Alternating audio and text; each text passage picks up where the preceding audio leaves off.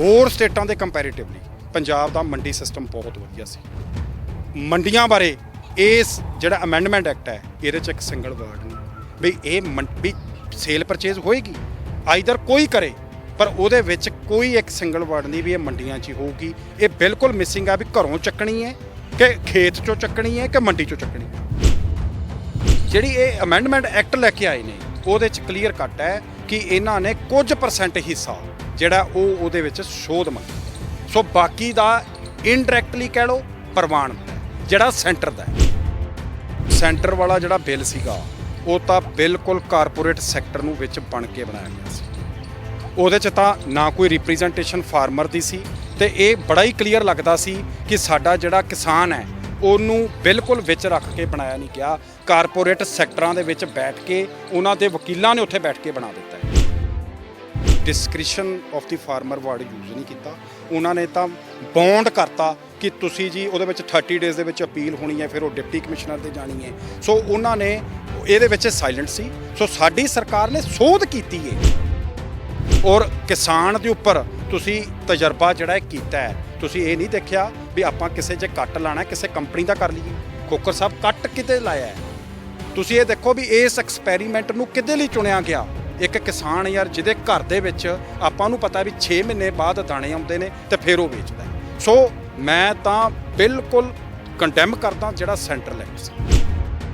ਮੱਕੀ, ਰੂਪਨਗਰ, ਨੰਗਲ ਆ ਤੁਹਾਡਾ ਹੁਸ਼ਿਆਰਪੁਰ ਤੋਂ ਲੈ ਕੇ ਉਹ ਦੁਆਬੇ ਦਾ ਏਰੀਆ ਸਾਰਾ ਮੱਕੀ ਤੇ ਡਿਪੈਂਡੈਂਟ ਹੈ। ਉਸ ਤੋਂ ਬਾਅਦ ਜਿਹੜੀ ਸਾਡੀ ਹੈਗੀ ਨਰਮਾ ਮਾਨਸਾ ਬਠਿੰਡੇ ਦਾ ਏਰੀਆ ਸਾਰਾ ਮੁਕਤਸਰ ਇਹ ਨਰਮੇ ਤੇ ਡਿਪੈਂਡੈਂਟ ਹੈ। ਨਰਮਾ ਸਾਇਲੈਂਟ ਹੈ। ਤੁਹਾਡਾ ਜਿਹੜੀ ਹੈਗੀ ਹੈ ਸ਼ੂਗਰ ਕੇਨ ਉਹ ਸਾਇਲੈਂਟ ਹੈ, ਮੱਕੀ ਸਾਇਲੈਂਟ ਹੈ। ਸੋ ਇੱਦਾਂ ਹੀ 23 ਫਸਲਾਂ ਹੋਰ ਚੱਲੀਆਂ। ਉਹ ਤੁਸੀਂ ਕਮ ਸੇ ਕਮ 23 ਫਸਲਾਂ ਦਾ ਜ਼ਿਕਰ ਕਰ ਦਿਓ। ਉਹ ਕਿਹੜਾ ਵੀ ਅੱਜ ਕਾਨੂੰਨ ਬਣ ਗਿਆ। ਅਸੀਂ ਅਮੈਂਡਮੈਂਟ ਲੈ ਕੇ ਆਏ ਹਾਂ, ਅਸੀਂ ਕੁਝ ਸੋਧ ਲੈ ਕੇ ਆਏ ਹਾਂ। ਸੋ ਉਹ ਆਈਦਰ ਉੱਥੇ ਉਹ ਪ੍ਰਵਾਨ ਚੜ੍ਹੇ ਜਾਂ ਉਹ ਇਹਨੂੰ ਰਿਜੈਕਟ ਕਰਨ, ਉਹ ਅਲੱਗ ਗੱਲ ਹੈ। ਸੋ ਮੈਂ ਇਹ ਕਹਿ ਸਕਦਾ ਕਿ ਇਹਦੇ ਰਾਹੀਂ ਆਪਣਾ ਹੁਣ ਮੈਟਰ ਜਿਹੜਾ ਹੈ, ਕਿਉਂਕਿ ਮੈਨੂੰ ਇਹ ਲੱਗਦਾ ਹੈ ਵੀ ਮਾਣਯੋਗ ਪ੍ਰੈਜ਼ੀਡੈਂਟ ਆਫ ਇੰਡੀਆ ਦੇ ਕੋਲ ਪਹੁੰਚਣਾ ਫਿਰ ਉਹ ਅੱਗੇ ਜਾਣਾ, ਸੋ ਇਟ ਟੇਕਸ ਟਾਈਮ। ਹਾਲ ਦੀ ਘੜੀ ਆਪਾਂ ਇਹ ਕਹਿ ਸਕਦੇ ਹਾਂ ਕਿ ਇਹ ਹੋਲਡ 'ਤੇ ਪੈ। ਸੋ ਕੱਲਾ ਐਗਰੀਕਲਚਰ ਜਿਹੜਾ ਹੈ ਉਹਨਾਂ ਨੇ ਆਪਣੇ ਕੋਲ ਰੱਖ ਲਿਆ। ਸੋ ਮੈਨੂੰ ਇਹ ਲੱਗਦਾ ਵੀ ਕਿਤੇ ਨਾ ਕਿਤੇ ਕੋਈ ਗੈਪ ਪਿਆ। ਜੇ ਆਪਾਂ ਇਹੀ ਇੱਕ ਇੰਡੀਪੈਂਡੈਂਟਲੀ ਇੱਕ ਐਗਰੀਕਲਚਰ ਮਿਨਿਸਟਰ ਬਣਾ ਲੈਂਦੇ, ਆਪਾਂ ਕਿਸੇ ਹੋਰ ਚੀਜ਼ ਨੂੰ ਜਾਂ ਐਗਰੀਕਲਚਰ ਦੇ ਨਾਲ ਕਿਸੇ ਹੋਰ ਚੀਜ਼ ਨੂੰ ਜਿੱਦਾਂ ਸੋਸ਼ਲ ਵੈਲਫੇਅਰ ਸੀ। ਕੇਂਦਰ ਸਰਕਾਰ ਨੇ ਜੋ ਖੇਤੀ ਸੰਬੰਧੀ 3 ਨਵੇਂ ਕਾਨੂੰਨ ਲਿਆਂਦੇ ਨੇ ਉਹਦੇ ਵਿਰੋਧ ਵਜੋਂ ਪੰਜਾਬ ਵਿਧਾਨ ਸਭਾ ਨੇ ਵੀ 3 ਹੀ ਬਿੱਲ ਪਾਸ ਕੀਤੇ ਨੇ। ਉਹ ਬਿੱਲਾਂ ਦਾ ਪੰਜਾਬ ਦੀ ਕਿਸਾਨੀ ਨੂੰ ਵਾਕਈ ਕੋਈ ਫਾਇਦਾ ਹੋਵੇਗਾ ਜਾਂ ਨਹੀਂ ਹੋਵੇਗਾ, ਇਹਦੇ ਬਾਰੇ ਵੱਖ-ਵੱਖ ਕਾਨੂੰਨੀ ਪਹਿਲੂਆਂ ਤੋਂ ਗੱਲ ਕਰਾਂਗੇ ਐਡਵੋਕੇਟ GS ਘੁੰਮਣ ਨਾਲ। ਘੁੰਮਣ ਸਾਹਿਬ, ਪਹਿਲਾਂ ਤਾਂ ਇਹ ਦੱਸੋ ਜਿਹੜੇ ਬਿੱਲ ਆ ਗਏ ਤਿੰਨੇ ਵਿਧਾਨ ਸਭਾ ਦੇ ਵਿੱਚ, ਸਾਰਿਆਂ ਧਿਰਾਂ ਨੇ ਸਰਬਸੰਮਤੀ ਨਾਲ ਪਾਸ ਵੀ ਕਰਤੇ ਬਿੱਲ, ਉਹਦਾ ਕੋਈ ਫਾਇਦਾ ਹੋਏਗਾ ਕਿ ਨਹੀਂ? ਦੇਖੋ, ਮੈਂ ਖੋਖਰ ਸਾਹਿਬ ਤੁਹਾਡੇ ਮਾਧਿਅਮ ਰਾਹੀਂ ਜਿੰਨੀ ਮੇਰੀ ਸਮਝ 'ਚ ਹੈ ਨਾ, ਚਲੋ ਮੈਂ ਤਾਂ ਰਿਸਪੈਕਟ ਕਰਦਾ ਜਿਹੜੀ ਸਾਡੀ ਅਸੈਂਬਲੀ ਚਲੋ ਇਕੱਠੀ ਹੋਈ। ਬੜਾ ਚੰਗਾ ਲੱਗਿਆ ਵੀ ਸਾਰੀਆਂ ਪਾਰਟੀਆਂ ਨੇ ਆਪਸੀ ਰੰਜਿਸ਼ਾਂ ਛੱਡ ਕੇ ਕਮ ਸੇ ਕਮ ਕਿਸਾਨਾਂ ਲਈ ਇਕੱਠੇ ਹੋਏ। ਚਲੋ ਇਹ ਇੱਕ ਚੰਗਾ ਪੱਖ ਸੀ। ਪਰ ਇੱਕ ਚੀਜ਼ ਜਿਹੜੀ ਮੈਨੂੰ ਖੋਖਰ ਸਾਹਿਬ ਮੈਨੂੰ ਕਹਿ ਲਓ ਜਾਂ ਐਜ਼ ਏ ਲੀਗਲ ਮਾਈਂਡ ਜਦੋਂ ਅਸੀਂ ਦੇਖਦੇ ਹਾਂ ਤਾਂ ਉਹਦੇ 'ਚ ਇਹ ਹੁੰਦਾ ਹੈ ਕਿ ਇਹ ਲੈ ਕੇ ਕੀ ਆਏ ਨੇ। ਇਹ ਲੈ ਕੇ ਆਏ ਨੇ ਅਮੈਂਡਮੈਂਟ ਐਕਟ ਦੇ ਵਿੱਚ। ਇਹ ਕੋਈ ਨਵਾਂ ਬਿੱਲ ਨਵਾਂ ਐਕਟ ਨਹੀਂ ਲੈ ਕੇ ਆਈ ਘੜ ਕੇ। ਇਹਨਾਂ ਨੇ ਕੀ ਕੀਤਾ ਜੀ, ਅਮੈਂਡਮੈਂਟ ਦਾ ਮਤਲਬ ਹੁੰਦਾ ਸੋਧ। ਹੁਣ ਇੱਥੇ ਸਵਾਲ ਖੋਖਰ ਸਾਹਿਬ ਇਹ ਹੈ ਕਿ ਇਹਦਾ ਮਤਲਬ ਇੱਕ ਇਹ ਵੀ ਹੈ ਕਿ ਤੁਸੀਂ ਸੋਧ ਕਿੱਥੇ ਹੁੰਦੀ ਹੈ? ਸੋਧ ਉੱਥੇ ਹੁੰਦੀ ਹੈ ਕਿ 70% ਚੀਜ਼ ਸਾਨੂੰ ਪ੍ਰਵਾਨ ਹੈ, 25-30% ਸਾਨੂੰ ਪ੍ਰਵਾਨ ਨਹੀਂ। ਸੋ ਜਿਹੜੀ ਇਹ ਅਮੈਂਡਮੈਂਟ ਐਕਟ ਲੈ ਕੇ ਆਏ ਨੇ ਉਹਦੇ 'ਚ ਕਲੀਅਰ ਕੱਟ ਹੈ ਕਿ ਇਹਨਾਂ ਨੇ ਕੁਝ ਪਰਸੈਂਟ ਹਿੱਸਾ ਜਿਹੜਾ ਉਹਦੇ ਵਿੱਚ ਸੋਧ ਮੰਗੀ ਹੈ। ਸੋ ਬਾਕੀ ਦਾ ਇਨਡਾਇਰੈਕਟਲੀ ਕਹਿ ਲਓ ਪ੍ਰਵਾਨਿਤ ਹੈ ਜਿਹੜਾ ਸੈਂਟਰ ਦਾ ਹੈ। ਤੁਸੀਂ ਸੈਂਟਰ ਵਾਲੇ ਵੀ 3 ਕਾਨੂੰਨ ਪੜ੍ਹੇ ਨੇ, ਹਾਂਜੀ, ਇਹ 3 ਬਿੱਲ ਵੀ ਪੜ੍ਹੇ ਨੇ। ਬਿਲਕੁਲ। ਇਹਨਾਂ ਦੇ ਵਿੱਚ ਵਖਰੇਵਾਂ ਕੀ ਹੈ? ਦੇਖੋ, ਸੈਂਟਰ ਵਾਲਾ ਜਿਹੜਾ ਬਿੱਲ ਸੀਗਾ ਉਹ ਤਾਂ ਬਿਲਕੁਲ ਕਾਰਪੋਰੇਟ ਸੈਕਟਰ ਨੂੰ ਵਿੱਚ ਬਣ ਕੇ ਬਣਾਇਆ ਗਿਆ ਸੀ। ਉਹਦੇ 'ਚ ਤਾਂ ਨਾ ਕੋਈ ਰਿਪਰੈਜ਼ੈਂਟੇਸ਼ਨ ਫਾਰਮਰ ਦੀ ਸੀ ਤੇ ਇਹ ਬੜਾ ਹੀ ਕਲੀਅਰ ਲੱਗਦਾ ਸੀ ਕਿ ਸਾਡਾ ਜਿਹੜਾ ਕਿਸਾਨ ਹੈ ਉਹਨੂੰ ਬਿਲਕੁਲ ਵਿੱਚ ਰੱਖ ਕੇ ਬਣਾਇਆ ਨਹੀਂ ਗਿਆ। ਕਾਰਪੋਰੇਟ ਸੈਕਟਰਾਂ ਦੇ ਵਿੱਚ ਬੈਠ ਕੇ ਉਹਨਾਂ ਦੇ ਵਕੀਲਾਂ ਨੇ ਉੱਥੇ ਬੈਠ ਕੇ ਬਣਾ ਦਿੱਤਾ ਹੈ। ਪਰ ਜਿਹੜਾ ਹੁਣ ਵਾਲਾ ਬਿੱਲ ਹੈ ਉਹਦੇ 'ਚ ਮੈਨੂੰ ਜਿਹੜੀ ਇੱਕ ਗੱਲ ਚੰਗੀ ਲੱਗੀ ਹੈ, ਪਹਿਲਾਂ ਮੈਂ ਤੁਹਾਨੂੰ ਉਹ ਦੱਸ ਦਿੰਦਾ। ਉਹ ਇਹ ਲੱਗੀ ਕਿ ਉਹਦੇ ਵਿੱਚ ਸਾਨੂੰ ਇੱਕ ਡਰ ਸੀ ਕਿਉਂਕਿ ਉਹਦੇ ਵਿੱਚ ਇੱਕ ਪ੍ਰੋਵੀਜ਼ਨ ਸੀ, ਉਹ ਇਹ ਰੱਖ ਦਿੱਤਾ ਗਿਆ ਸੈਕਸ਼ਨ 15 ਥੱਲੇ। ਸੈਕਸ਼ਨ 15 ਕੀ ਕਹਿੰਦਾ ਸੀਗਾ ਕਿ ਜਿਹੜੀ ਕੱਲ ਨੂੰ ਕੋਈ ਵੀ ਲਿਟੀਗੇਸ਼ਨ ਹੈ ਉਹ ਰਿਲੇਟਸ ਟੂ ਫਾਰਮਰ ਤੇ ਵਪਾਰੀ, ਉਹ ਜਾਊਗੀ ਐਸਡੀਐਮ ਦੇ ਕੋਲ। ਸੋ ਹੁਣ ਜਿਹੜੀ ਲਿਟੀਗੇਸ਼ਨ ਹੈ ਉਹ ਜਿਹੜਾ ਹੁਣ ਵਾਲੇ ਅਮੈਂਡਮੈਂਟ ਐਕਟ 'ਚ ਆਈ ਹੈ ਉਹਦੇ 'ਚ ਉਹਨਾਂ ਨੇ ਕਰਤਾ discretion of the farmer. Either ਉਹ ਚਾਹੁੰਦਾ ਸਿਵਲ ਕੋਰਟ ਦੇ ਵਿੱਚ ਤਾਂ ਸਿਵਲ ਕੋਰਟ ਜਾਵੇ, ਜੇ ਉਹ ਕਿਤੇ ਵੀ ਮਤਲਬ ਚਾਹੁੰਦਾ ਹੈ ਉਹ ਉੱਥੇ ਜਾਊਗਾ, ਵੀ ਜਾ ਸਕਦਾ, ਸਿਵਲ ਕੋਰਟ 'ਚ ਵੀ ਜਾ ਸਕਦਾ। ਡਿਸਕ੍ਰਿਸ਼ਨ ਹੈ ਜੀ। ਪਰ ਇਹ ਤਾਂ ਕੇਂਦਰ ਸਰਕਾਰ ਵੀ ਕਰ ਸਕਦੀ ਹੈ, ਇਹ 'ਤੇ ਤਾਂ ਕੋਈ ਦਿੱਕਤ ਵਾਲੀ ਗੱਲ ਨਹੀਂ, ਕਿਉਂਕਿ ਪਹਿਲਾਂ ਵੀ ਤਾਂ ਛੋਟੇ ਵੱਡੇ ਮਾਮਲੇ ਜੋ ਵੀ ਆ ਕੋਰਟਾਂ 'ਚ ਜਾਂਦੇ। ਨਹੀਂ, ਉਹਦੇ ਵਿੱਚ ਉਹਨਾਂ ਨੇ ਕੋਈ ਇਦਾਂ ਦੀ discretion of the former word use ਨਹੀਂ ਕੀਤਾ। ਉਹਨਾਂ ਨੇ ਤਾਂ ਬੌਂਡ ਕਰਤਾ ਕਿ ਤੁਸੀਂ ਜੀ ਉਹਦੇ ਵਿੱਚ 30 ਡੇਜ਼ ਦੇ ਵਿੱਚ ਅਪੀਲ ਹੋਣੀ ਹੈ, ਫਿਰ ਉਹ ਡਿਪਟੀ ਕਮਿਸ਼ਨਰ ਦੇ ਜਾਣੀ ਹੈ। ਸੋ ਉਹਨਾਂ ਨੇ ਇਹਦੇ ਵਿੱਚ ਸਾਇਲੈਂਟ ਸੀ। ਸੋ ਸਾਡੀ ਸਰਕਾਰ ਨੇ ਸੋਧ ਕੀਤੀ ਹੈ। ਉਹ 'ਚ ਇੱਕ ਕਿਸਾਨਾਂ ਦੇ ਤੌਖਲੇ ਸੀਗੇ। ਹਾਂਜੀ, ਉਹ 'ਚ ਇਹ ਕਹਿੰਦੇ ਵੀ ਜੇ ਕਿਸਾਨ ਚਾਹੇ ਉਹਦੇ ਕੋਲ ਇੰਨੀ ਪਾਵਰ ਨਹੀਂ, ਉਹਨੂੰ ਸੋਝੀ ਨਹੀਂ, ਕਾਰਪੋਰੇਟ ਜਗਤ ਦੇ ਵੱਡੇ ਵਕੀਲ ਹੋਣਗੇ, ਹੋਰ ਹੋਣਗੇ, ਤੇ ਸਿਫਾਰਿਸ਼ ਵੀ ਚੱਲ ਸਕਦੀ ਐਸਡੀਐਮ ਦੀ ਕੋਰਟ ਦੇ ਵਿੱਚ। ਤੁਹਾਨੂੰ ਪਤਾ ਹੈ ਜਿਹੜੇ ਐਸਡੀਐਮ ਲੱਗਦੇ ਕਿਵੇਂ ਨੇ, ਕਿਤੇ ਨਾ ਕਿਤੇ ਉਹ ਕਹਿੰਦੇ ਸੀ ਇਹ ਕਿਸਾਨਾਂ ਨੂੰ ਦਬਾਉਣ ਵਾਲੀ ਗੱਲ ਆ। ਜੇ ਸਿਵਲ ਕੋਰਟ ਦੇ ਵਿੱਚ ਕੇਸ ਆਊਗਾ, ਇਹ ਮਤਲਬ ਕਿਸਾਨਾਂ ਦੀ ਇੰਨੀ ਤਾਂ ਗੱਲ ਕੇਂਦਰ ਸਰਕਾਰ ਮੰਨ ਨਹੀਂ ਸਕਦਾ ਕਿ ਉਹ ਵੀ ਸਿਵਲ ਕੋਰਟ ਦੀ ਗੱਲ ਪਾ ਸਕਦੀ ਹੈ ਉਹਨਾਂ ਕਾਨੂੰਨਾਂ 'ਚ। ਦੇਖੋ, ਮੈਂ ਖੋਖਰ ਸਾਹਿਬ ਤੁਹਾਡੇ ਚੈਨਲ ਰਾਹੀਂ ਇੱਕ ਚੀਜ਼ ਬੜੀ ਕਲੀਅਰ ਕਰਦਾ ਨਾ ਕਿ ਜਿਹੜੀਆਂ ਵੱਡੀਆਂ ਕੰਪਨੀਆਂ ਨੇ, ਆਈਦਰ ਕੋਈ ਰਿਲਾਇੰਸ ਹੈ ਜਾਂ ਕੋਈ ਹੋਰ ਕੰਪਨੀ ਹੈ, ਤਾਂ ਉਹਨਾਂ ਕੰਪਨੀਆਂ ਦੇ ਵਿੱਚ ਲੀਗਲ ਪੈਨਲ ਤੇ ਕੌਂਸਲ ਤਾਂ ਉਹਨਾਂ ਦੇ ਚੰਗੇ ਭਾਜੀ ਹੋਣਗੇ। ਉਹ ਆਈਦਰ ਤੁਸੀਂ ਐਸਡੀਐਮ ਦੇ ਚਲੇ ਜਾਓ ਤੇ ਭਾਵੇਂ ਆ ਜਾਓ ਸਿਵਲ ਕੋਰਟਾਂ 'ਚ। ਮੇਰਾ ਸਵਾਲ ਇਹ ਹੈ ਕਿ ਪਹਿਲੀ ਗੱਲ ਤਾਂ ਇਹ ਸੀਗੀ ਕਿ ਕਾਰਪੋਰੇਟ ਸੈਕਟਰ ਦੇ ਕੋਲ ਤਾਂ ਯਾਰ ਪਹਿਲਾਂ ਹੀ ਬਹੁਤ ਕੁਝ ਸੀ। ਉਹ ਤਾਂ ਇੰਡਸਟਰੀਆਂ ਵੀ ਸੀ, ਉਹ ਤਾਂ ਵੱਡੇ ਸਪਲਾਇਰ ਵੀ ਸੀ, ਉਹਨਾਂ ਕੋਲ ਤਾਂ ਸਭ ਕੁਝ ਹੀ ਸੀ। ਇੱਕ ਕਿਸਾਨ ਦੇਸ਼ ਦਾ, ਜੋ ਸਾਡੇ ਦੇਸ਼ ਦਾ ਕਿਸਾਨ ਸੀ, ਆਪਾਂ ਆਲਰੇਡੀ ਦੇਖ ਚੁੱਕੇ ਸੀ ਕਿ ਉਹ ਫਾਈਨੈਂਸ਼ੀਅਲੀ ਕ੍ਰਾਈਸਿਸ ਦੇ ਵਿੱਚ ਸੀ। ਔਰ ਕਿਸਾਨ ਦੇ ਉੱਪਰ ਤੁਸੀਂ ਤਜਰਬਾ ਜਿਹੜਾ ਕੀਤਾ ਹੈ, ਤੁਸੀਂ ਇਹ ਨਹੀਂ ਦੇਖਿਆ ਵੀ ਆਪਾਂ ਕਿਸੇ ਜੇ ਕੱਟ ਲਾਣਾ ਕਿਸੇ ਕੰਪਨੀ ਦਾ ਕਰ ਲਈਏ। ਖੋਖਰ ਸਾਹਿਬ ਕੱਟ ਕਿਤੇ ਲਾਇਆ ਹੈ? ਤੁਸੀਂ ਇਹ ਦੇਖੋ ਵੀ ਇਸ ਐਕਸਪੈਰੀਮੈਂਟ ਨੂੰ ਕਿਹਦੇ ਲਈ ਚੁਣਿਆ ਗਿਆ। ਇੱਕ ਕਿਸਾਨ ਯਾਰ ਜਿਹਦੇ ਘਰ ਦੇ ਵਿੱਚ ਆਪਾਂ ਨੂੰ ਪਤਾ ਵੀ 6 ਮਹੀਨੇ ਬਾਅਦ ਦਾਣੇ ਆਉਂਦੇ ਨੇ ਤੇ ਫਿਰ ਉਹ ਵੇਚਦਾ ਹੈ। ਸੋ ਮੈਂ ਤਾਂ ਬਿਲਕੁਲ ਕੰਡੈਮ ਕਰਦਾ ਜਿਹੜਾ ਸੈਂਟਰਲ ਐਕਟ ਸੀ। ਹੁਣ ਜਿੱਥੋਂ ਤੱਕ ਸਵਾਲ ਅੱਜ ਦਾ ਸਵਾਲ ਆਪਣਾ ਹੈ, ਜਿਹੜਾ ਪੰਜਾਬ ਦਾ ਅਮੈਂਡਮੈਂਟ ਐਕਟ ਲੈ ਕੇ ਆਏ ਨੇ, ਉਸ ਐਕਟ ਦੇ ਵਿੱਚ ਦੇਖੋ ਇੱਕ ਚੀਜ਼ ਬੜੀ ਕਲੀਅਰ ਹੈ। ਮੈਂ ਪਹਿਲਾਂ ਵੀ ਤੁਹਾਨੂੰ ਦੱਸ ਕੇ ਬੈਠਾ ਕਿ ਅਮੈਂਡਮੈਂਟ ਨਾਲੋਂ ਆਰਡੀਨੈਂਸ ਨਵਾਂ ਲੈ ਕੇ ਆਉਂਦੇ ਔਰ ਉਸ ਦੇ ਵਿੱਚ ਸੈਕਸ਼ਨ 21A ਜਿਹੜੀ ਇਹਨਾਂ ਨੇ ਇੰਟਰੋਡਿਊਸ ਕਰਵਾਈਏ ਅਮੈਂਡਮੈਂਟ ਐਕਟ ਦੇ ਵਿੱਚ। 21A ਕੀ ਹੈਗੀ ਏ? ਉਹ ਹੈਗੀ ਏ ਮਿਨੀਮਮ ਸਪੋਰਟ ਪ੍ਰਾਈਸ, ਜਿਹਨੂੰ ਆਪਾਂ MSP ਬੋਲਦੇ ਹਾਂ। ਉਹ ਕਿਹਦੇ ਬਾਰੇ ਹੈ? ਉਹ ਇਹਨਾਂ ਨੇ ਕਿਹਾ ਜੀ ਕਿ ਵੀਟ ਪੈਡੀ ਅਲੋਨ। ਸਰ ਮੇਰਾ ਇੱਥੇ ਖੋਖਰ ਸਾਹਿਬ ਇੱਕ ਸਵਾਲ ਇਹ ਹੈ ਕਿ ਤੁਸੀਂ ਸਿਰਫ 2 ਫਸਲਾਂ ਜਿਹੜੀਆਂ ਨੇ ਉਹਦੀ ਤੁਸੀਂ ਮੰਗ ਲਈਏ, ਅਮੈਂਡਮੈਂਟ ਐਕਟ ਦੇ ਵਿੱਚ ਲੈ ਕੇ ਆਏ ਹੋ। ਮੰਨ ਲਓ ਇਹ ਸਿਰੇ ਚੜ ਜਾਂਦਾ ਹੈ, ਬਣ ਜਾਂਦਾ ਹੈ, ਕਾਨੂੰਨ ਬਣ ਜਾਂਦਾ ਹੈ, ਤਾਂ ਤੁਸੀਂ ਕੀ ਫਸਲਾਂ ਕਵਰ ਕਰਵਾਈਆਂ? 2। ਉਹ 23 ਤਾਂ ਮਿਨੀਮਮ ਫਸਲਾਂ ਜਿਹੜੀਆਂ ਨੇ ਉਹ ਸਾਡੇ ਕੋਲ ਲਿਸਟ ਸੀਗੀ, ਸ਼੍ਰੇਣੀ ਸੀਗੀ ਫਸਲਾਂ ਦੀ ਅਲੱਗ-ਅਲੱਗ, ਜਿਹਦੇ ਵਿੱਚ ਸਾਡੀ ਮੱਕੀ ਆਉਂਦੀ ਸੀ। ਮੈਂ ਅੱਗੇ ਦੱਸ ਕੇ ਬੈਠਾ ਕਿ ਮੱਕੀ, ਰੂਪਨਗਰ, ਨੰਗਲ, ਆ ਤੁਹਾਡਾ ਹੁਸ਼ਿਆਰਪੁਰ ਤੋਂ ਲੈ ਕੇ ਉਹ ਦੁਆਬੇ ਦਾ ਏਰੀਆ ਸਾਰਾ ਮੱਕੀ ਤੇ ਡਿਪੈਂਡੈਂਟ ਹੈ। ਉਸ ਤੋਂ ਬਾਅਦ ਜਿਹੜੀ ਸਾਡੀ ਹੈਗੀ ਨਰਮਾ ਮਾਨਸਾ ਬਠਿੰਡੇ ਦਾ ਏਰੀਆ ਸਾਰਾ ਮੁਕਤਸਰ, ਇਹ ਨਰਮੇ ਤੇ ਡਿਪੈਂਡੈਂਟ ਹੈ। ਨਰਮਾ ਸਾਇਲੈਂਟ ਹੈ। ਤੁਹਾਡਾ ਜਿਹੜੀ ਹੈਗੀ ਹੈ ਸ਼ੂਗਰ ਕੇਨ, ਉਹ ਸਾਇਲੈਂਟ ਹੈ। ਮੱਕੀ ਸਾਇਲੈਂਟ ਹੈ। ਸੋ ਇੱਦਾਂ ਹੀ 23 ਫਸਲਾਂ ਹੋਰ ਸੀਗੀਆਂ। ਉਹ ਤੁਸੀਂ ਕਮ ਸੇ ਕਮ 23 ਫਸਲਾਂ ਦਾ ਜ਼ਿਕਰ ਕਰ ਦਿਓ। ਉਹ ਕਿਹੜਾ ਵੀ ਅੱਜ ਕਾਨੂੰਨ ਬਣ ਗਿਆ। ਤੁਸੀਂ ਨੰਬਰ 1। ਨੰਬਰ 2 ਦੇਖੋ, ਇਹਦੇ ਵਿੱਚ ਇੱਕ ਚੀਜ਼ ਹੋਰ ਜਿਹੜੀ ਐਕਟ ਦੇ ਵਿੱਚ ਜੋ ਅਸੀਂ ਦੇਖਿਆ, ਉਹ ਸਿਰਫ 2 ਚੀਜ਼ਾਂ ਨੂੰ ਤੁਸੀਂ ਉਹ ਗੱਲ ਕੀਤੀ ਬਈ ਜਿਹਨੂੰ ਕਹਿੰਦੇ ਨੇ ਵੀ ਤੋਪ ਦਾ ਮਿਲਣਾ ਨਹੀਂ ਤੇ 12 ਬੋਰ ਦਾ ਲੈ ਲਈਏ, ਵੀ ਸਿਰਫ 23 ਫਸਲਾਂ ਨੂੰ ਛੱਡ ਕੇ ਆਪਾਂ 2। ਦੇਖੋ ਪੈਡੀ ਬਾਰੇ ਆਪਾਂ ਨੂੰ ਵੀ ਪਤਾ ਹੈ ਕਿ ਪੰਜਾਬ ਦਾ ਪਾਣੀ ਖੋਲਿਆ, ਉਹ ਤਾਂ ਹਰਿਆਣੇ ਜਾ ਰਿਹਾ ਹੈ, ਜਿਹੜਾ ਨੈਚੁਰਲ ਵਾਟਰ ਸੋਰਸਿਸ ਸੀਗੇ। ਤਾਂ ਜਿਹੜਾ ਥੱਲੜਾ ਪਾਣੀ ਹੈ ਉਹ ਪਹਿਲਾਂ ਹੀ ਆਪਣਾ ਲੈਵਲ, ਆਪਾਂ ਆਉਣ ਵਾਲੀਆਂ ਪਨੀਰੀਆਂ ਬਾਰੇ ਵੀ ਸੋਚਣਾ ਹੈ, ਆਪਾਂ ਆਪਣੀ ਅਗਲੀ ਜਨਰੇਸ਼ਨ ਬਾਰੇ ਵੀ ਸੋਚਣਾ ਹੈ। ਸੋ ਸਿਰਫ 2 ਫਸਲਾਂ ਨੂੰ ਤੁਸੀਂ ਰੱਖ ਕੇ ਉਹਨੂੰ ਤੁਸੀਂ ਫਰੇਮਵਰਕ ਕਰਤਾ। ਮੈਂ ਇੱਥੇ ਆ ਕੇ ਗੱਲ ਕਹੂੰਗਾ ਕਿ ਦੇਖੋ ਖੋਖਰ ਸਾਹਿਬ, ਇੱਕ ਚੀਜ਼ ਜਿਹੜੀ ਯੂਨੀਅਨ ਆਫ ਇੰਡੀਆ, ਆਪਾਂ ਸਟੇਟ ਨੂੰ ਇੱਥੇ ਮੈਂ ਨਹੀਂ ਕਹਿਣਾ ਚਾਹੁੰਦਾ, ਸਾਡੀ ਸਟੇਟ ਦੇ ਜਿੰਨੇ MLA ਸਾਹਿਬਾਨ ਚੁਣ ਕੇ ਭੇਜੇ ਨੇ ਅਸੀਂ ਰਿਸਪੈਕਟ ਕਰਦੇ ਹਾਂ। ਯੂਨੀਅਨ ਆਫ ਇੰਡੀਆ ਨੇ ਜਿਹੜਾ ਐਂਟਰੀ 14, 18 ਤੇ 28 ਲਿਸਟ ਸੈਕਿੰਡ ਜਿਹੜੀ ਸੀ 7ਵਾਂ ਜਿਹੜਾ ਸ਼ਡਿਊਲ ਸੀ ਕਨਸਟੀਟਿਊਸ਼ਨ ਆਫ ਇੰਡੀਆ ਦਾ, ਉਹਦੇ ਵਿੱਚ ਕਲੀਅਰਲੀ ਪ੍ਰੋਵਾਈਡ ਕੀਤਾ ਗਿਆ ਸੀ ਕਿ ਇਹ ਸਟੇਟ ਸਬਜੈਕਟ ਹੈ। ਦੇਖੋ ਡਿਫੈਂਸ ਹੋ ਗਿਆ, ਦੇਸ਼ ਦਾ ਡਿਫੈਂਸ, ਸਾਡੇ ਦੇਸ਼ ਦਾ ਫਾਈਨਾਂਸ ਭਾਰਤ ਸਰਕਾਰ ਨੇ ਆਪਣੇ ਕੋਲ ਰੱਖੇ ਨੇ।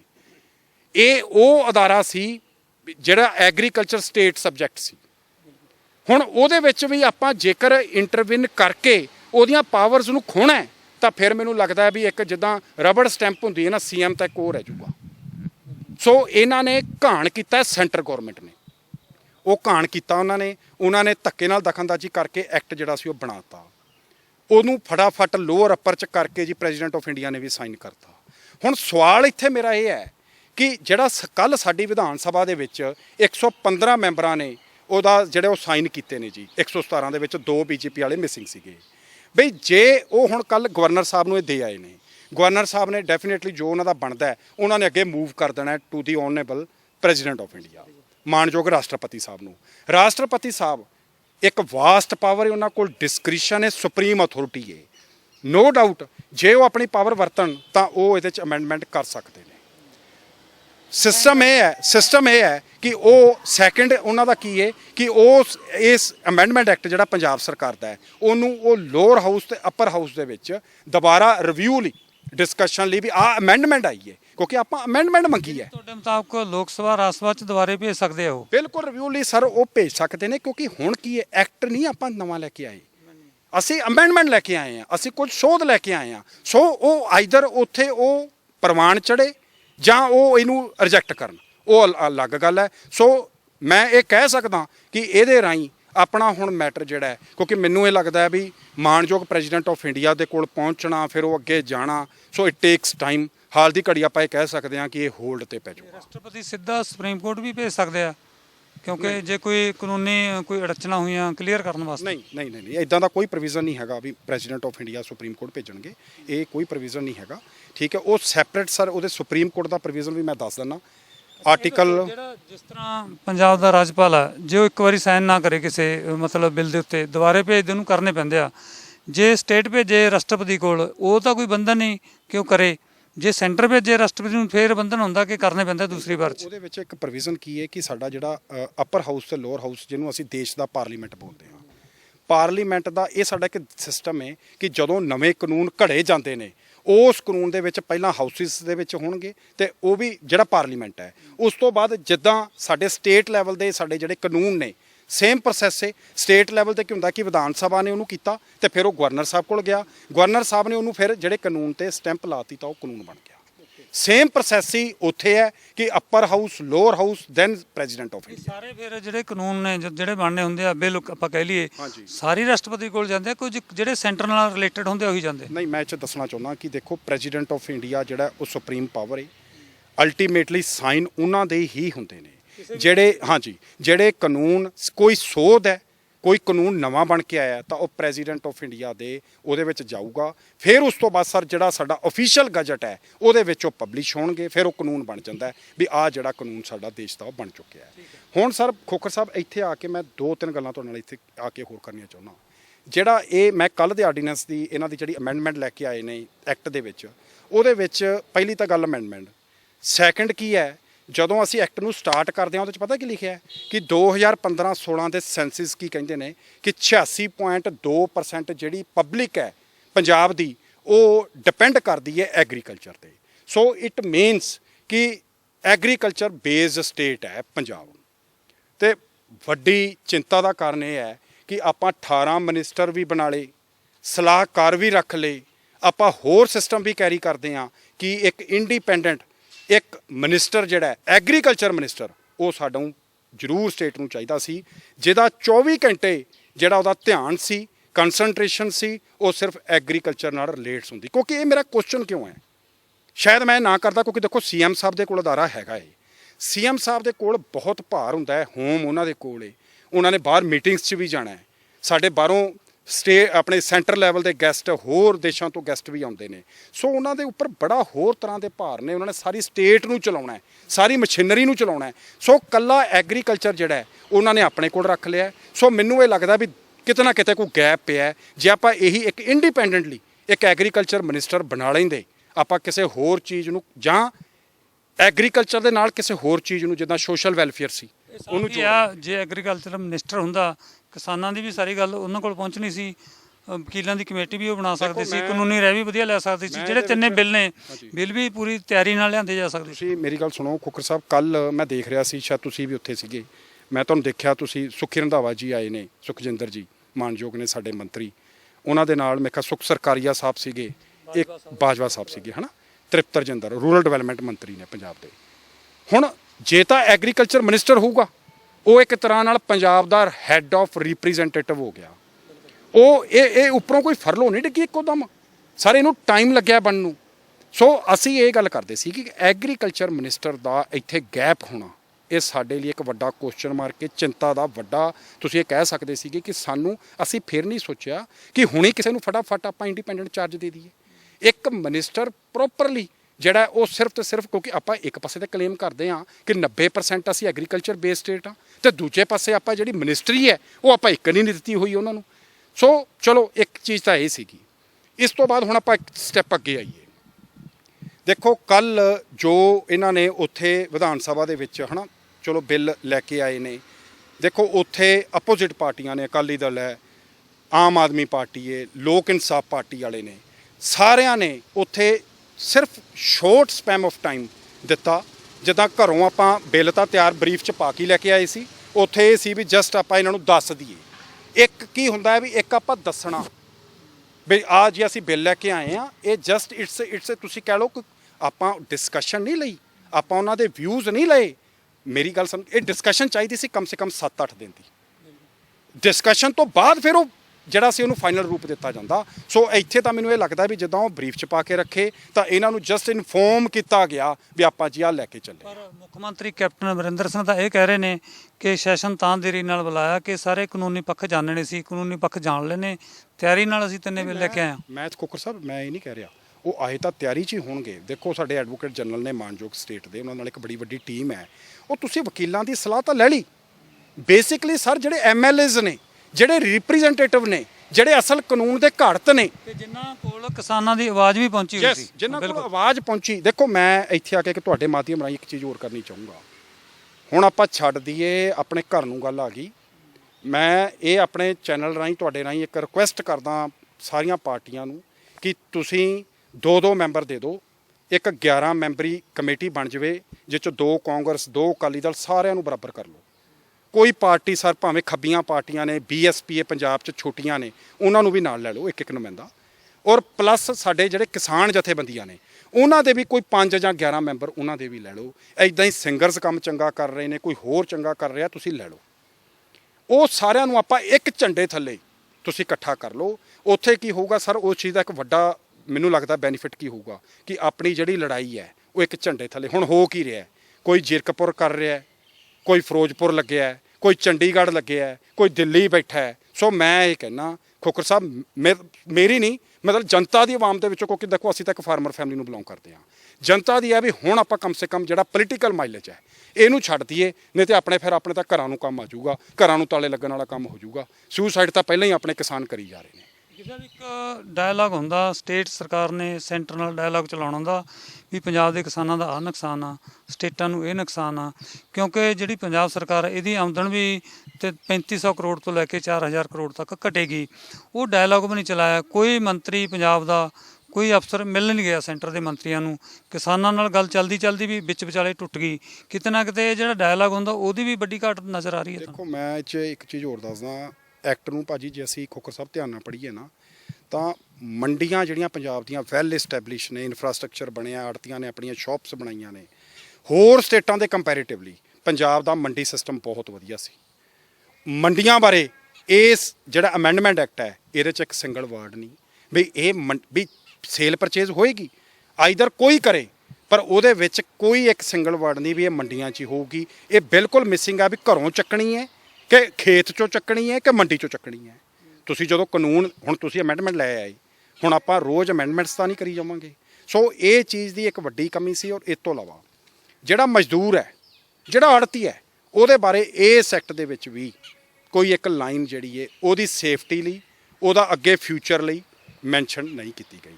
ਦੇਖੋ ਮੇਰਾ ਇੱਕ ਸੁਜੈਸ਼ਨ ਇਹ ਸੀ ਕਿ ਇਨਸਟੈਡ ਆਫ ਵੀ ਆਪਾਂ ਇਹਦੇ 'ਚ ਅਮੈਂਡਮੈਂਟ ਦੇਖਣ ਲੱਗੇ, ਆਪਾਂ ਇੱਕ ਨਵਾਂ ਆਪਣਾ ਕਾਨੂੰਨ ਲੈ ਕੇ ਆਉਂਦੇ ਜੋ ਸਟੇਟ ਦੇ ਵਿੱਚ ਫਾਰਮਰ, ਆੜਤੀ, ਕਿਸਾਨ, ਮਜ਼ਦੂਰ ਨੂੰ ਪੂਰਾ ਪ੍ਰੋਪਰਲੀ ਵਿੱਚ ਲੈ ਕੇ ਬਣਾਇਆ ਜਾਂਦਾ, ਜਿਹਦੇ ਵਿੱਚ 23 ਫਸਲਾਂ, ਮੰਡੀ ਜਿਹੜੀਆਂ ਪੰਜਾਬ ਦੀਆਂ ਮੰਡੀਆਂ ਨੇ ਉਹ ਬਿਲਕੁਲ ਉਹਨਾਂ ਨੂੰ ਮੰਡੀ, ਪੰਜਾਬ ਨੂੰ ਇੱਕ ਮੰਡੀ ਬਣਾ ਦਿੱਤਾ ਜਾਂਦਾ। ਦੇਖੋ ਸਾਡਾ ਕੋਈ ਖਰਚਾ ਨਹੀਂ ਸੀ, ਪਹਿਲਾਂ ਹੀ ਸਾਡੇ ਕੋਲ ਮੰਡੀਆਂ ਐਸਟੈਬਲਿਸ਼ ਨੇ। ਔਰ ਇੱਕ ਚੀਜ਼ ਹੋਰ ਜਿਹੜੀ ਇਸ ਐਕਟ ਦੇ ਵਿੱਚ ਆਈ ਹੈ, ਮੰਡੀ ਬਣਾ ਕੇ ਜਿਹੜੇ ਕੇਂਦਰ ਦੇ ਤਿੰਨੇ ਕਾਨੂੰਨ ਨੇ ਉਹ ਕਿਵੇਂ ਕੱਟ ਹੋ ਜਾਣੇ ਸੀਗੇ?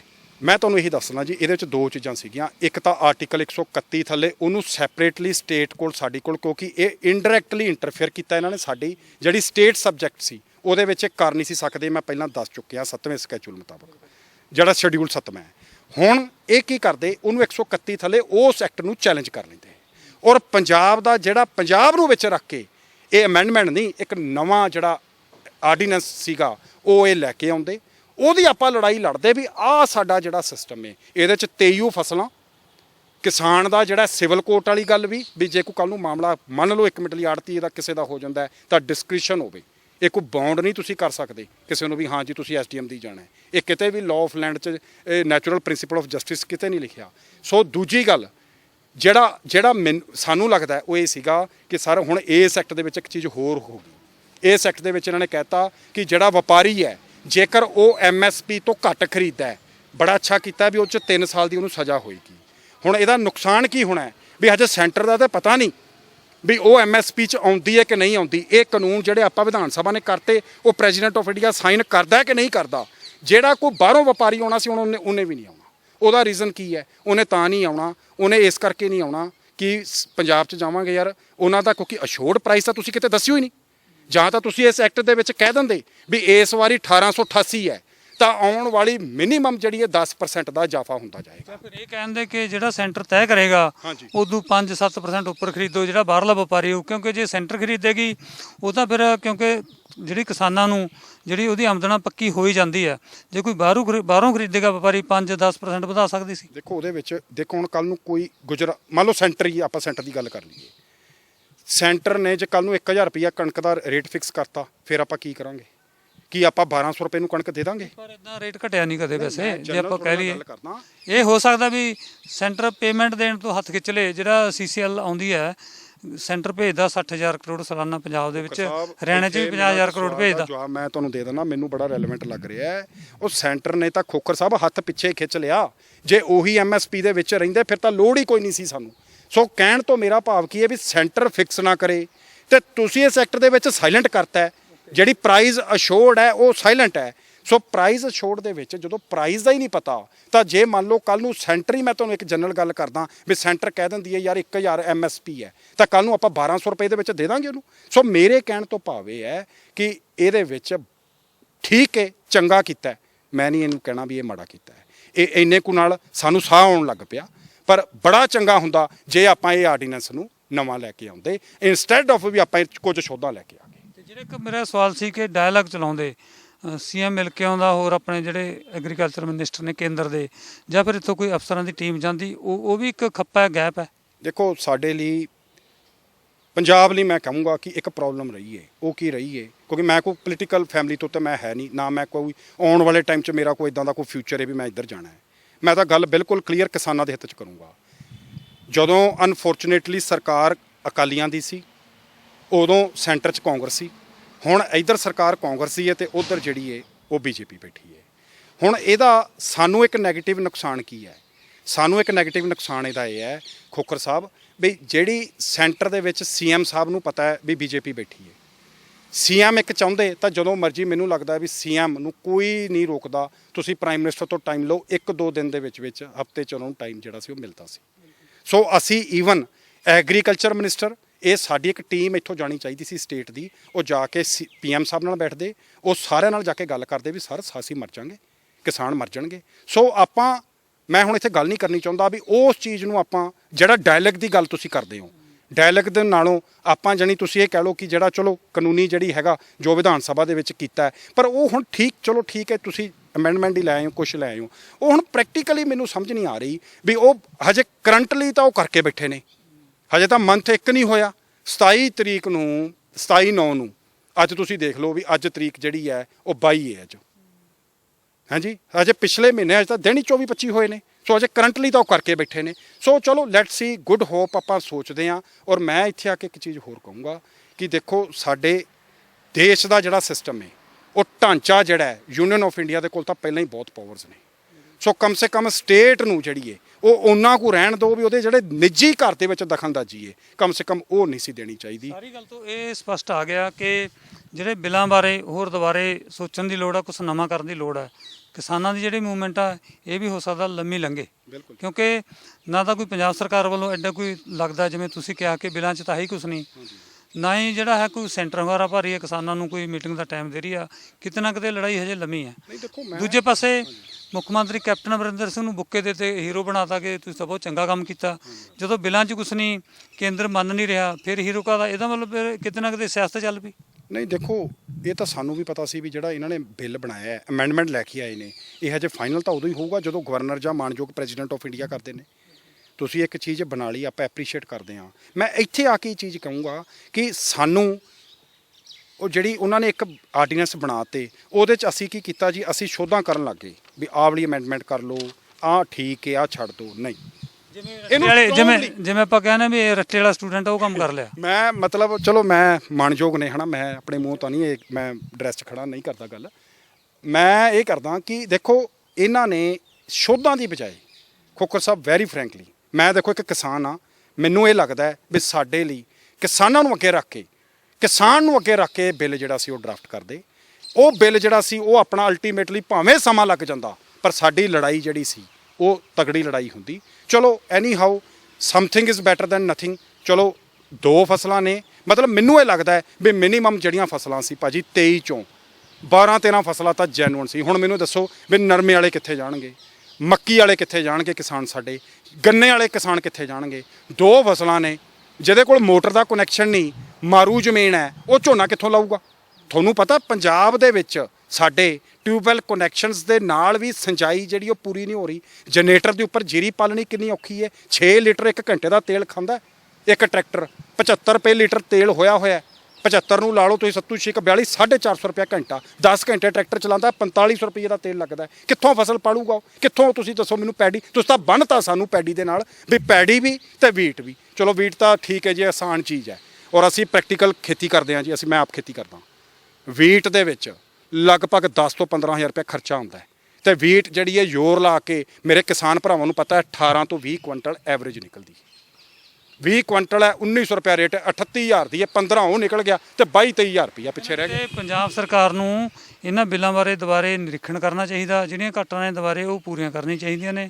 ਤੁਹਾਡੇ ਮੁਤਾਬਕ ਬਿੱਲ ਦੁਬਾਰੇ ਲੈ ਕੇ ਆਉਣ। ਇਹ ਦੇਖੋ ਮੰਡੀਆਂ ਬਾਰੇ ਜਿਹੜਾ ਮੈਨੂੰ ਫਿਕਰ ਹੈ, ਮੰਡੀਆਂ ਬਾਰੇ ਬਿਲਕੁਲ ਸਾਇਲੈਂਟ ਹੈ। ਉਹਦੇ 'ਚ ਦੱਸਿਆ ਹੀ ਨਹੀਂ ਗਿਆ ਵੀ ਭਾਈ ਜਿਹੜੀ ਕਿਸਾਨ ਹੈ, ਹੁਣ ਮੈਨੂੰ ਤਾਂ ਇਹੀ ਨਹੀਂ ਪਤਾ ਵੀ ਮੈਂ ਜਿਹੜੀ ਅੱਗੇ ਵੀਟ ਕਰਨੀ ਹੈ ਵੀ ਉਹ ਮੈਂ ਘਰੇ ਇਕੱਠੇ ਕਰਨੀ ਹੈ ਕਿ ਮੈਂ ਖੇਤ 'ਚ ਡੰਪ ਕਰ ਲਵਾਂ ਕਿ ਮੈਂ ਕਿਸੇ ਛੱਪੜ ਤੇ ਜਾ ਕੇ ਬੈਠ ਜਾਵਾਂ। ਮੈਨੂੰ ਤਾਂ ਇਹੀ ਨਹੀਂ ਪਤਾ ਵੀ ਹੁਣ ਅਸੀਂ ਜਾਣਾ ਕਿੱਥੇ ਹੈ। ਸੋ ਕਮ ਸੇ ਕਮ ਮੰਡੀਆਂ ਬਾਰੇ ਤਾਂ ਗੱਲ ਉਹਨਾਂ ਨੂੰ ਕਲੀਅਰ ਕਰ ਦੇਣੀ ਚਾਹੀਦੀ ਸੀ। ਆੜਤੀਆਂ ਬਾਰੇ ਗੱਲ ਕੋਈ ਕਲੀਅਰ ਨਹੀਂ ਕੀਤੀ। ਉੱਥੇ ਜਿਹੜਾ ਕਿਸਾਨ ਸਾਡਾ, ਉੱਥੇ ਜਿਹੜਾ ਕਿਸਾਨ ਨਹੀਂ ਉਹ ਮਜ਼ਦੂਰ ਛੋਟੇ ਜਿਹੜੇ ਨੇ ਵਿਚਾਰੇ, ਜਿਹੜੇ ਇੰਪਲਾਈ ਸੀ, ਕੋਈ ਮੁਨੀਮ ਲੱਗਿਆ ਸੀ, ਕੋਈ ਕਿਸੇ ਦਾ ਅੜਦਲੀ ਸੀਗਾ, ਕੋਈ ਕੁਛ ਕਰਦਾ ਸੀਗਾ, ਕੋਈ ਪੱਲੇਦਾਰ ਸੀ, ਕੋਈ ਸਾਫ਼ ਸਫਾਈ ਵਾਲਾ ਸੀਗਾ। ਸੋ ਇਹ ਤਾਂ ਹੌਲੀ ਹੌਲੀ ਜਿਹੜੀਆਂ ਸਾਡੀਆਂ ਮਾਰਕੀਟ ਕਮੇਟੀਆਂ ਬਣੀਆਂ ਨੇ ਉਹ ਵੀ ਤੁਸੀਂ ਇਹ ਕਹਿ ਲਓ ਵੀ ਅੱਜ ਤਾਂ ਸਾਰਾ ਸਿਸਟਮ ਠੀਕ ਹੈ।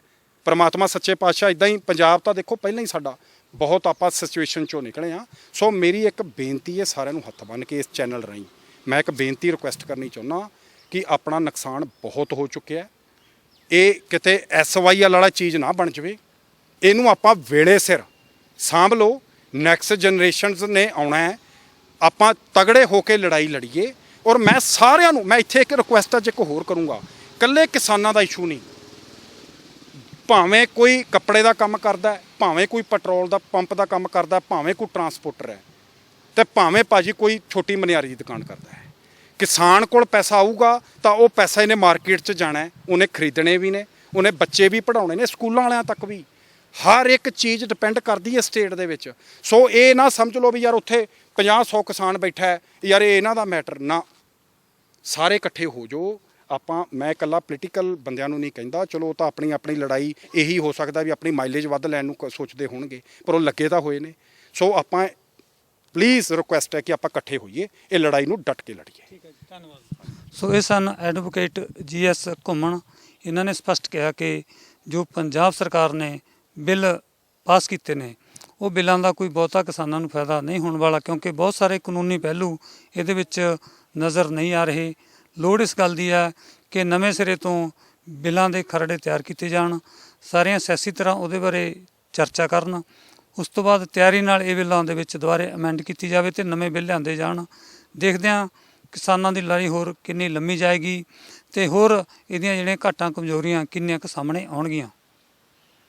ਕੈਮਰਾਮੈਨ ਕੁਲਜਿੰਦਰ ਸੂਦ ਦੇ ਨਾਲ ਦਰਸ਼ਨ ਸਿੰਘ ਖੋਖਰ, ਚੰਡੀਗੜ੍ਹ। E5 ਚੈਨਲ ਪੰਜਾਬੀ ਹੁਣੇ ਸਬਸਕ੍ਰਾਈਬ ਕਰੋ, ਬੈਲ ਆਈਕਨ ਤੇ ਕਲਿੱਕ ਕਰੋ।